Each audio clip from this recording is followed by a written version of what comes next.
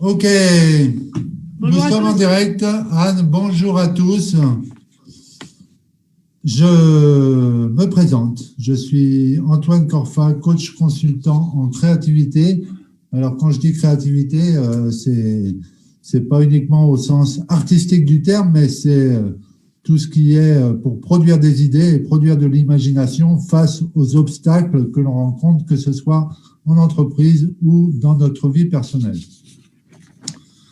La créativité a, est, sera et a été toujours au cœur d'une vie épanouie, que ce soit pour les entreprises ou dans notre vie personnelle, comme je le disais, mobiliser les ressources pour produire des solutions et avoir des idées est une des bases d'une vie épanouie et de la réalisation.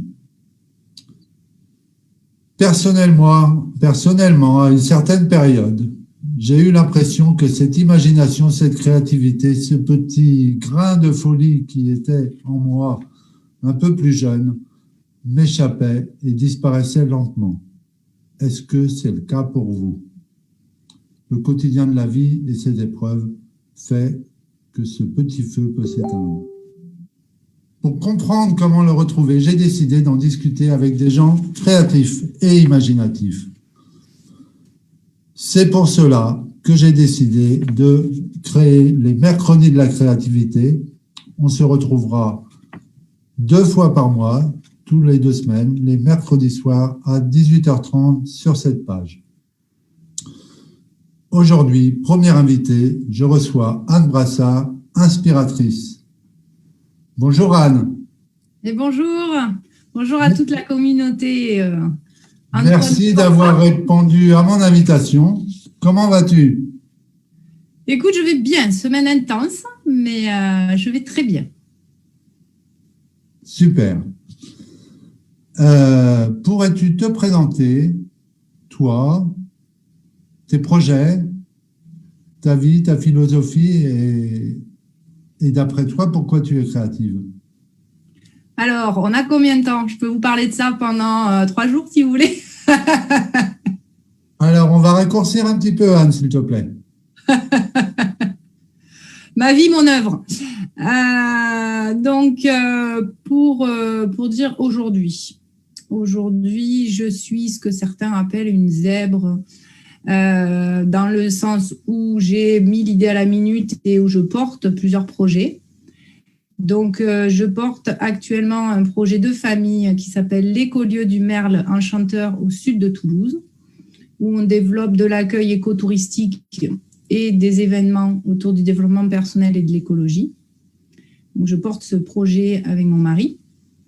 Et ensuite, moi, en tant que coach, je développe un accompagnement que j'appelle Inspire the Change à destination des personnes qui souhaitent se reconvertir, changer de vie, mais changer de vie plus particulièrement à travers un changement de métier et qui portent des projets d'entreprise à impact positif écologique.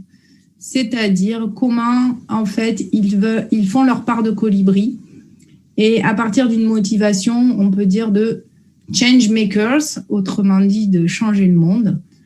Et le postulat d'Inspire the Change, c'est de dire que pour changer le monde, il s'agit d'abord d'aller en soi. C'est la phrase qu'on attribue à Gandhi qui dit « Sois le changement que tu veux dans le monde ».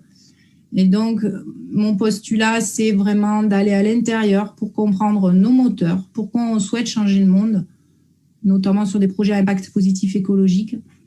Pourquoi, comment, quels sont nos moteurs, et ensuite, comment on crée justement ce projet, comment on le passe dans la matière et comment on le co-crée. Parce que moi, mon excellence, on va dire en créativité, c'est vraiment la co-création, c'est comment ensemble, on va plus loin. La phrase dit « seul on va plus vite, ensemble on va plus loin ». Moi, j'enlève même la première partie de la phrase, parce que j'estime que seul, on va jamais plus vite, en fait. Seul, on descend en soi, on prend le temps de se poser, de se regarder, en fait, de prendre de la hauteur. Ça, c'est très important d'être seul. Des moments de solitude et d'introspection. Mais on va toujours plus vite et plus loin à plusieurs. Et moi, ça, c'est mon credo, c'est vraiment co-créer. Et donc, dans Inspire the Change, je fais intervenir des partenaires, en fait, qui sont spécialisés sur leur domaine à eux, que ce soit la gestion du stress, la gestion du temps, comment se nourrir, puisque nourrir son corps, c'est de différentes manières, et comment, du coup, on peut nourrir un projet. Voilà, je pourrais vous en parler longuement. Vous pourrez me retrouver sur ma page Facebook, Anne Brassard, coach, conférencière et formatrice, pour en savoir un peu plus sur Inspire the Change et comment on co-crée. On mettra les liens en commentaire, on mettra tout ça. Donc là, effectivement, tu nous parles de deux choses au niveau professionnel. Donc, une, par rapport à ton métier de coach que tu portes un peu plus seul, mais avec des partenariats, et l'autre que tu portes en famille. Oui. Quelle différence vois-tu entre ces deux types de portage et peux-tu nous en parler? Alors, les deux types de portage, du coup, les deux types de co-création. Alors, le portage de l'écolieu du Merlin Chanteur avec mon mari Virgile, c'est clairement en fait un travail d'équipe en couple. C'est pas le même travail qu'un travail d'équipe avec des partenaires. Même si moi, je fonctionne à l'affectif, donc mes partenaires professionnels sont toujours, je peux le dire, des amis. Des gens avec qui j'ai noué une relation émotionnelle forte, avec qui j'ai ce que certains appellent connecté. Voilà. Mais avec mon mari, c'est autre chose. Quand on est en couple, en fait, on est partenaire sur beaucoup de choses. On est partenaire de couple déjà pour faire grandir le couple, lui faire traverser les différentes vagues de la vie et le faire évoluer. Ensuite, on peut être partenaire dans une famille aussi, puisque avec mon mari, on a 2 filles. Donc, et tout ça, en fait, si tu veux, ça nourrit notre entreprise qui est l'écolieu. Comment on jongle entre ces différentes casquettes de mari, de femme, de parents et d'individus, nous aussi, dans ce projet. Alors, ce qui est particulier à l'écolieu et ce qui est assez pratique, c'est que certaines personnes peuvent se dire « Oh là là, voir mon mari toute la journée, j'ai besoin de mes bulles à moi ». En fait, nous, ce qui est bien fait dans notre projet, c'est que mon mari Virgile est beaucoup plus sur tout ce qui est construction. Donc, il est en extérieur majoritairement dans le jardin, etc. Et à construire les hébergements, puisqu'on en est au démarrage. En fait, on est installé à Allan, donc au sud de Toulouse, depuis juillet 2017. Donc, notre force, c'est qu'on venait en fait de milieux à la fois du bâtiment et à la fois de l'aménagement du territoire. Donc, on était conscient des procédures administratives longues en France qui font que c'est aussi une garantie d'avoir des paysages préservés. Donc, si tu veux, on est encore actuellement pas mal dans les procédures administratives qu'on pilote à 2, mais c'est plutôt Virgile qui s'occupe de ces volets-là, construction, etc. Et moi, je m'occupe plutôt de la communication, la promotion, le site web, monter les événements, monter la mayonnaise, animer les réseaux sociaux, etc. Voilà, donc on arrive à avoir chacun en fait notre leadership sur des thématiques et régulièrement on se retrouve pour faire des arbitrages, et c'est-à-dire que sur des gros sujets, Virgile me dit tiens, j'ai réfléchi à faire ça comme ci comme ça, qu'est-ce que tu en penses?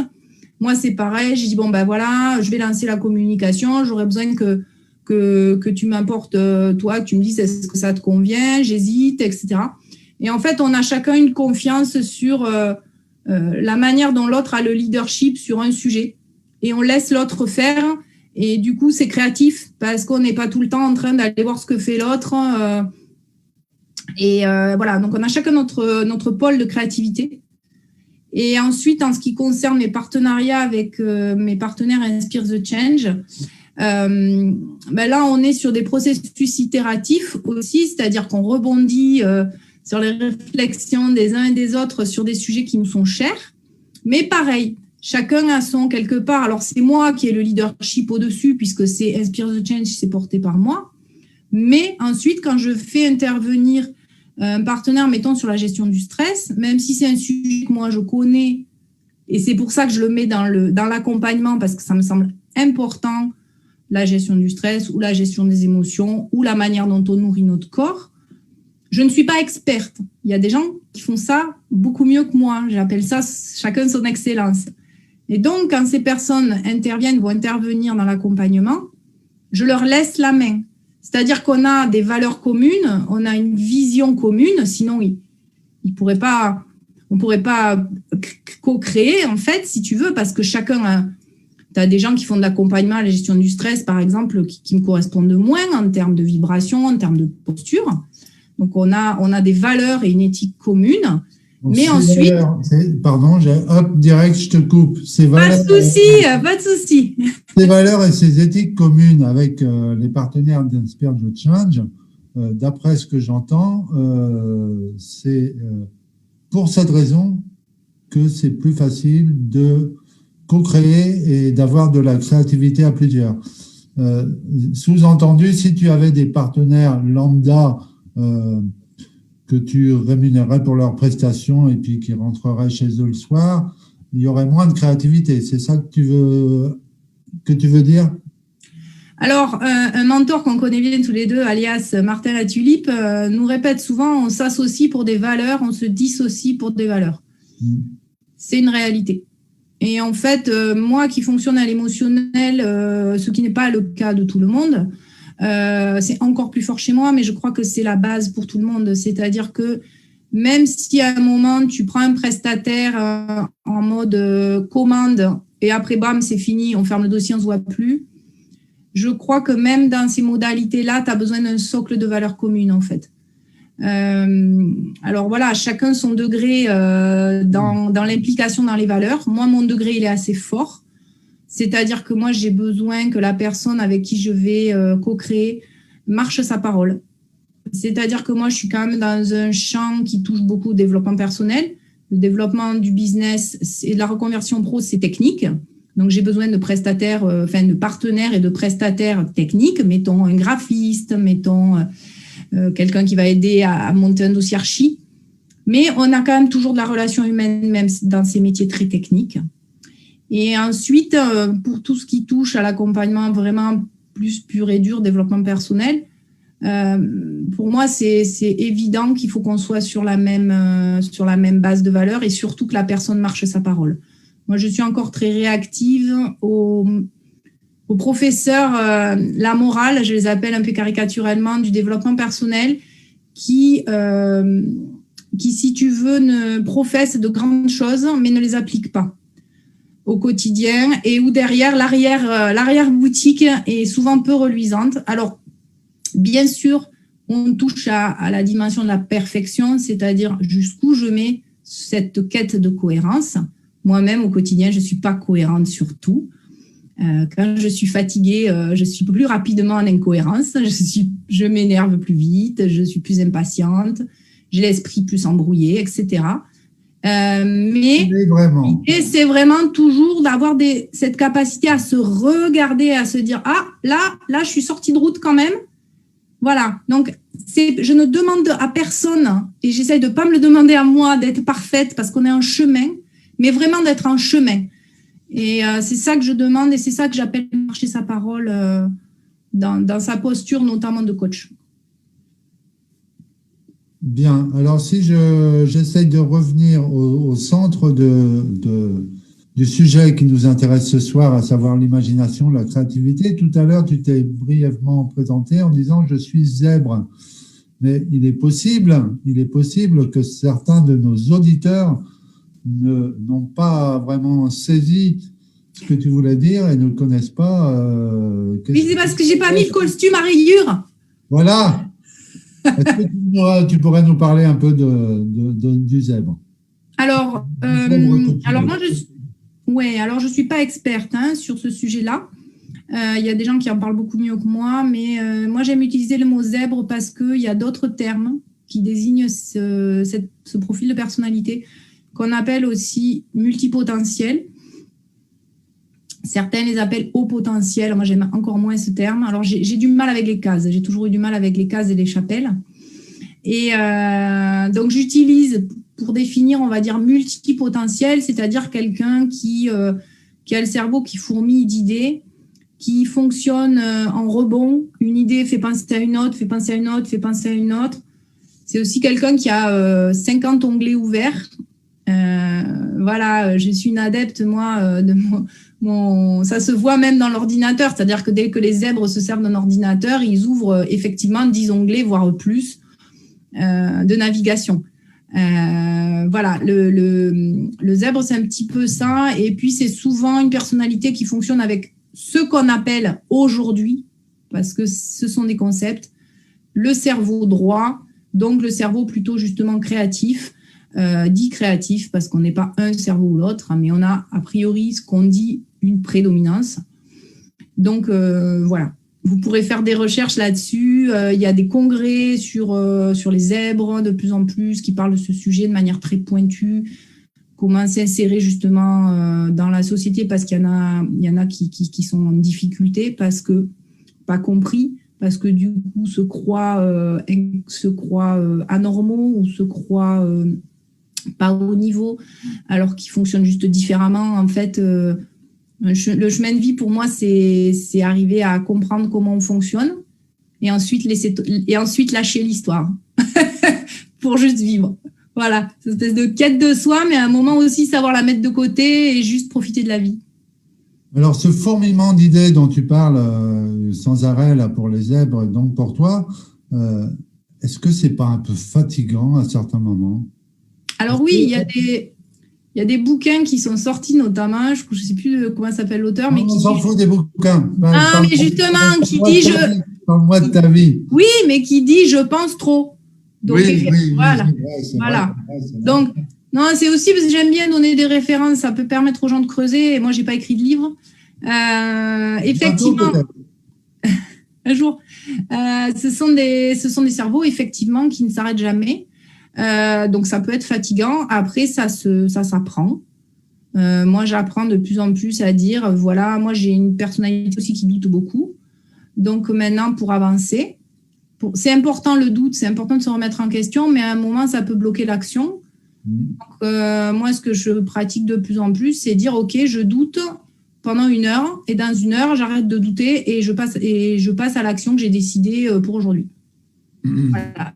Et donc, en fait, tout s'entraîne. Hein. On peut s'entraîner. Après, ce qui est important, c'est de pas s'entraîner sur 50 choses en même temps, parce que du coup, sinon, on ne voit pas d'effet et on se décourage. Donc, voilà. Je dirais une chose à la fois. Alors, pour les zèbres, c'est un gros challenge. Moi, la première, quand je parle de ça, je m'auto-coach. Hein. C'est n'oublie pas, Anne, une chose à la fois. Ou 3, allez, maxi. Ouais. Alors, c'est marrant, tu parles du doute parce que j'ai fait une vidéo sur le doute qui est sur ma chaîne YouTube qui disait exactement ça, en fait. C'est-à-dire que le doute est normal et peut être utile pour dire attention, là, il y a peut-être un petit danger, donc on va réfléchir un petit peu. Mais quand il nous envahit complètement, il nous tétanise. Donc, voilà, vous irez voir ma chaîne YouTube, il y a la vidéo. Oui. Et voilà, donc c'est fatigant, effectivement. Et ce que tu dis, c'est que maintenant, tu sais tout ça, tu te connais et tu arrives à le gérer, quoi. J'apprends à le gérer. Voilà, comme toujours, quand on est fatigué, il faut faire attention à la fatigue. Quand on est fatigué, on gère tout moins bien. Voilà, faire attention au repos de notre corps, c'est vraiment important parce que du coup, si on est en forme, justement, on implémente, on intègre mieux, on s'améliore aussi plus vite. Hein, et voilà. Et quand on est fatigué, on se retrouve débordé par des choses qu'on croyait, entre guillemets, réglées, mais c'est juste qu'on est fatigué. Puis être aussi à l'écoute de ces cycles, plus particulièrement pour les femmes, mais pas que. Les hommes aussi sont soumis au cycle de la nature, pas dans leur corps puisqu'ils ne procréent pas comme nous, mais les cycles de la nature, ce sont vraiment des grands enseignants et souvent on veut être tout le temps dans la productivité alors que la nature se repose en hiver. Donc voilà, ça aussi c'est important. La nature est le meilleur enseignant qu'on puisse avoir. En plus, c'est gratuit. Il suffit de sortir, de regarder les arbres, de regarder le cycle de la vie et tu as le meilleur coach du monde. Bon, ben voilà, c'est gratuit. C'est gratuit. Qu'est-ce que je voulais te poser comme question? Qu'est-ce que tu as envie que les auditeurs retiennent de cet entretien? Qu'est-ce que tu as envie de leur faire passer comme message? Alors, si on reste sur le sujet de la créativité et de la co-création, qui sont plutôt mes façons de créer, j'ai envie de leur dire de se poser, de prendre 3 grandes respirations et ensuite de le faire peut-être maintenant.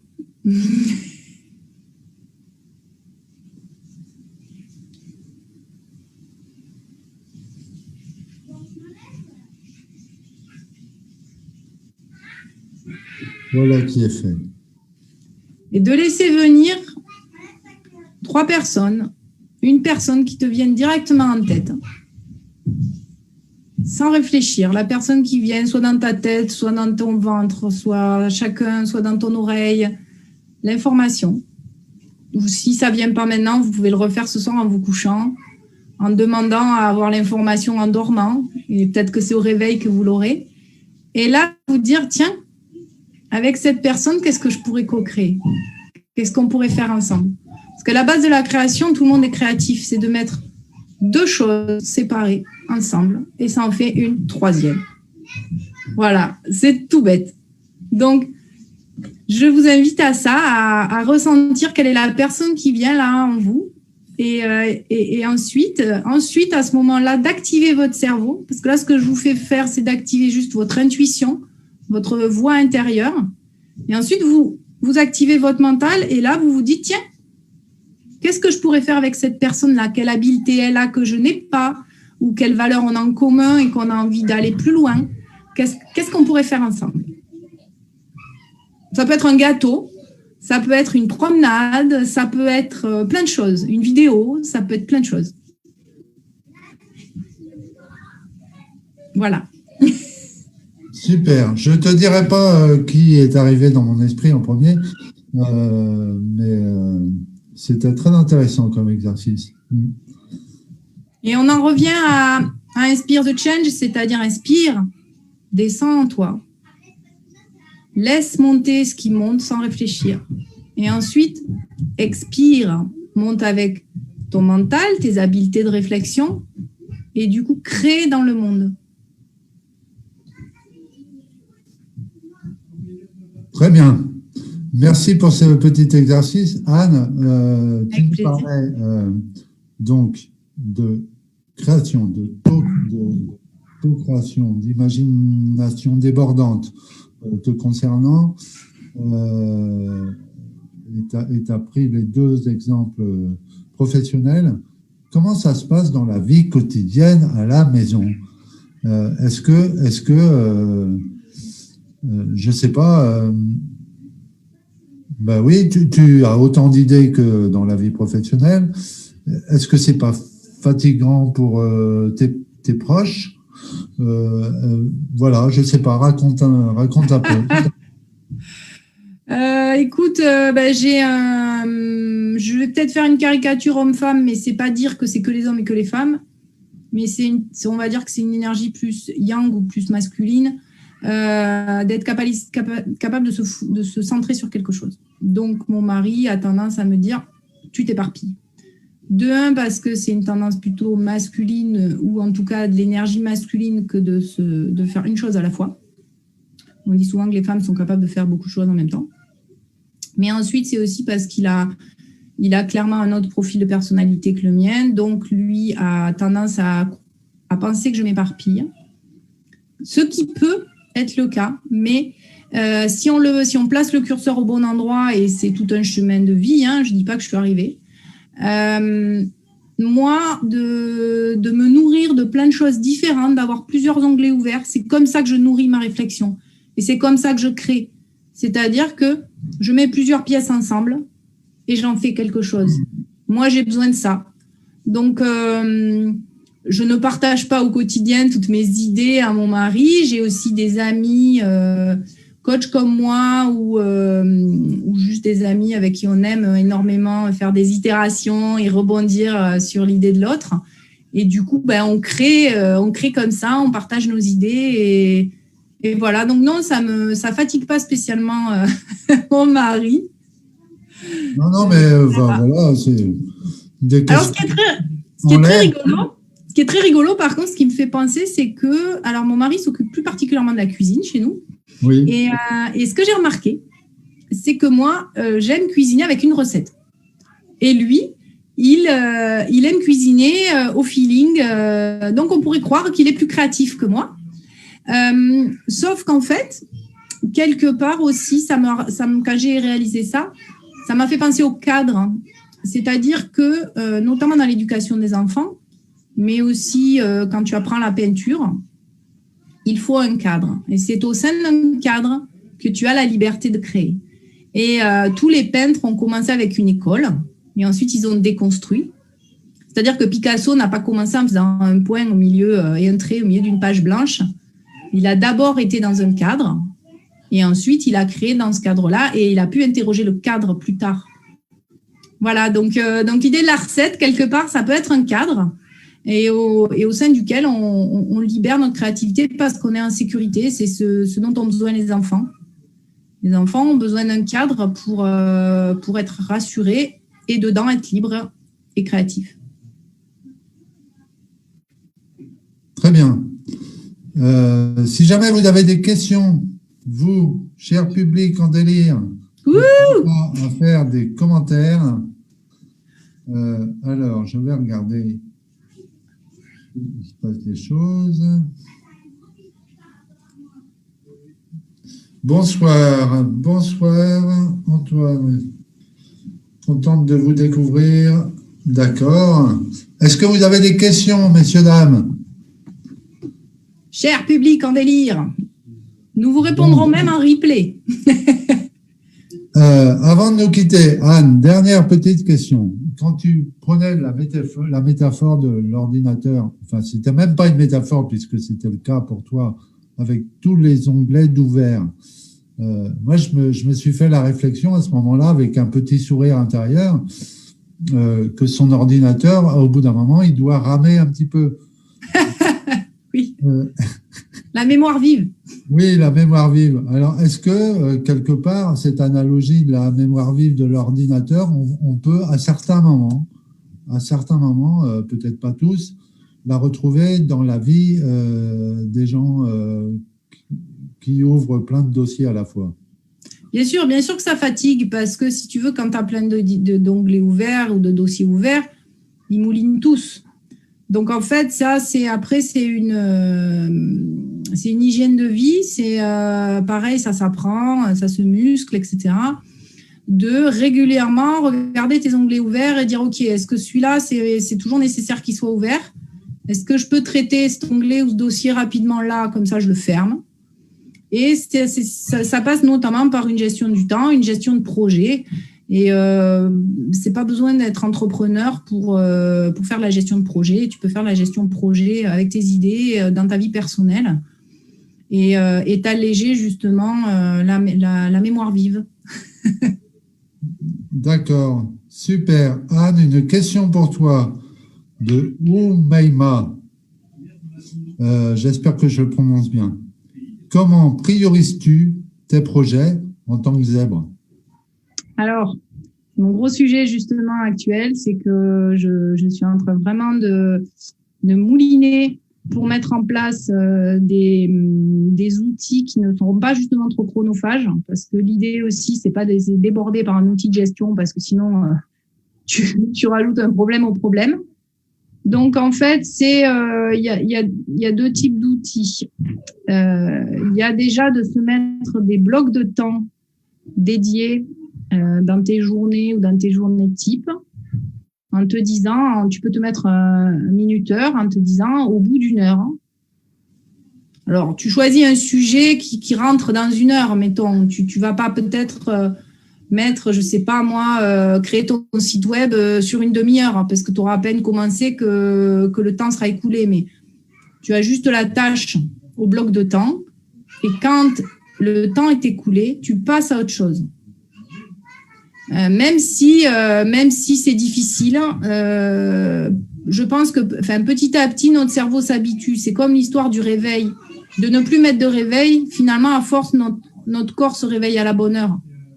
Donc, à force, notre cerveau va avoir l'habitude de travailler sur des blocs de temps prédéfinis et il ne sera plus frustré, voire il se sentira libéré. Il se dira, ben, tiens, c'est chouette, là, j'ai tel dossier, j'y ai travaillé aujourd'hui, je suis contente de moi. Maintenant, je peux passer à un autre bloc de temps qui est dédié, par exemple, à mes emails. Et la gestion de ce qu'on appelle l'infobésité, c'est un vrai souci. Et donc, c'est arrivé à par exemple, de se dire, ben, je ne traite mes mails, ça dépend de ton activité. Si ton activité est vraiment basée beaucoup sur l'email, peut-être tu le regardes 4 fois par jour, en début de matinée, en fin de matinée, etc. Mais si c'est une activité annexe, tu te dis, peut-être je le regarde que le matin, je traite 1 heure mes mails et je fais ça qu'1 fois par jour. Donc, c'est vraiment en fonction de ta personnalité, de ton projet surtout, de tes objectifs, de te mettre des blocs de temps et de minuter. Après, dans le monde geek, il y a beaucoup d'applications qui existent. Moi, je suis un petit peu geek, donc j'aime bien regarder les outils. Je veux toujours un outil sur mesure. Moi, je pourrais inventer plein de produits, mais j'ai découvert là, un petit outil qui s'appelle Plant Tree. Attendez, je vais vous dire comment il s'appelle exactement. Il s'appelle Forest, pardon. Et Forest, en fait, vous le lancez quand vous vous concentrez sur une tâche. Et si vous faites autre chose, alors bon, il ne faut pas toucher, donc c'est pour ne pas toucher son téléphone, par exemple.